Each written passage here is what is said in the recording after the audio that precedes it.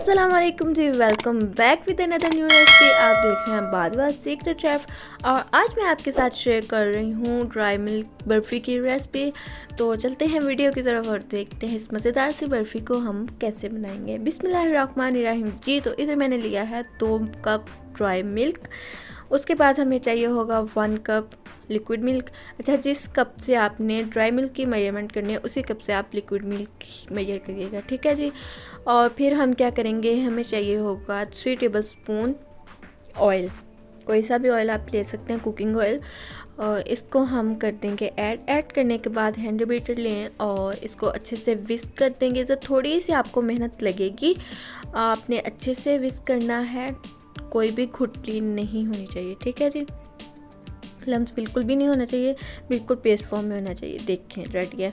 अब क्या करेंगे, एक मोटे पैंदे वाला बर्तन लेंगे, पैन ले लें, कढ़ाई ले लें, जो भी आपके पास बर्तन है। इसमें हम ऐड कर देंगे अपना बैटर जो हमने अभी बनाया है। उसके बाद क्या करेंगे, इसको पहले से अच्छे से साफ़ कर लेंगे।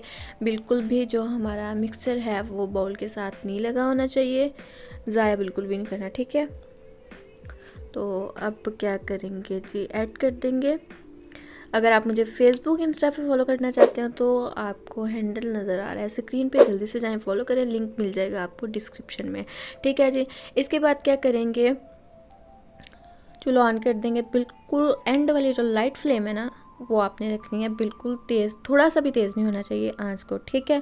उसके बाद चम्मच चलाते रहना है, हाथ बिल्कुल भी नहीं रोकना। हाथ रोकेंगे तो वो हो जाएगी बर्फ़ी ख़राब, इधर करनी पड़ेगी थोड़ी सी मेहनत, हाथ चलाते रहें और फिर हम इसको पकाते रहेंगे हल्की आंच पे 10 से 15 मिनट के लिए।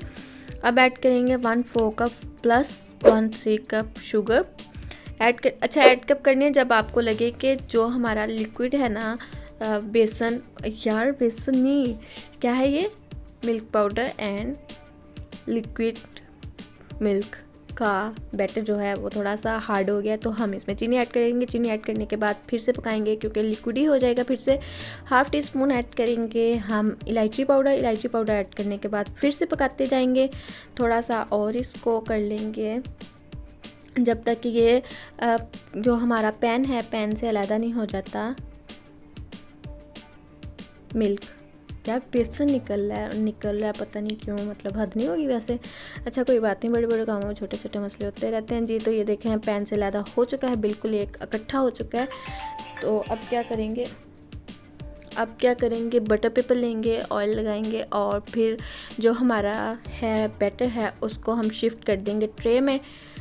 ऑयल से ग्रीस कर लीजिएगा बटर पेपर को। अब इसको अच्छे से प्रेस कर देंगे और एक शेप दे देंगे, इक्वल रखिएगा। उसके बाद पिस्ता बादाम से गार्निश करें, जितना आपका दिल करे उतने ज़्यादा आप यूज़ कर सकते हैं। ड्राई फ्रूट नहीं, इसमें पिस्ता और बादाम ही जाएगा, ठीक है जी।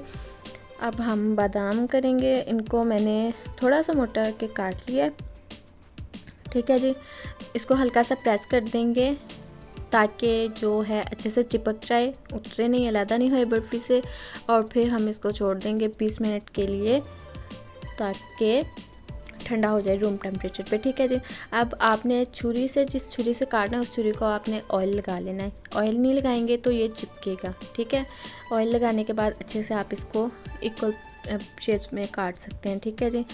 डिपेंड करता है आप जैसी स्क्वायर शेप में काटना चाह रहे हैं या फिर कोई भी शेप दे सकते हैं, ठीक है जी। तो इन्जॉय करें, सर्दियाँ चल रही हैं, बर्फ़ी बनाएं फटाफट से, कमेंट बॉक्स में मुझे रिव्यूज़ दें और फिर अपने चाय के साथ इन्जॉय करें, ठीक है जी। मुझे भी अपनी दुआ में याद रखिएगा। ढेर सारा प्यार। अल्लाह हाफिज़।